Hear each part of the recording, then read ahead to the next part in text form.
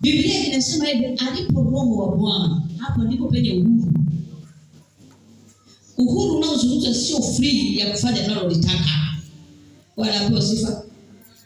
Uhuru unaozungumzwa ni kufunguliwa kwa roho ya mwanadamu. Roho ya mwanadamu ambayo imefungwa haina uhuru, wala kwa sifa.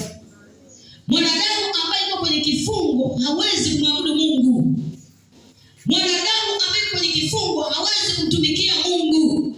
Mwanadamu ambaye yuko kwenye kifungo hawezi kuelewa mambo ya Mungu. Mwanadamu ambaye yuko kwenye kifungo hata ungemfundisha mwaka mzima, neno la Mungu haliwezi kuingia ndani yake na haliwezi kukaa wala kutenda kazi. Kwa nini? Kwa sababu hana uhuru. Wanapozi.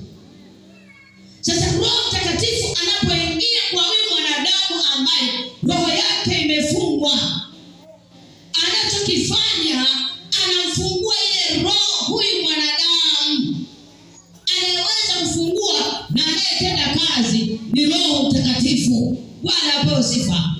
Maana unaporuhusu Roho Mtakatifu anaingia ndani yako, anakwenda kuvunja, anakwenda kukatakata kila aina ya vifungo ambavyo vimekamata kwenye roho, maana mpaka vifungo vya asili. Bwana apewe sifa.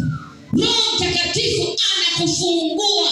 Ndio maana nimesema sasa ukishafunguliwa ndipo unapoanza kuona uhuru. Bwana apewe sifa. Ndipo unapoanza kuona kiu na njaa na shauku ya kumtumikia Mungu. Ndipo unapoanza kuona kiu na njaa ya kumwabudu Mungu na ya kufanya Mungu ibada takatifu.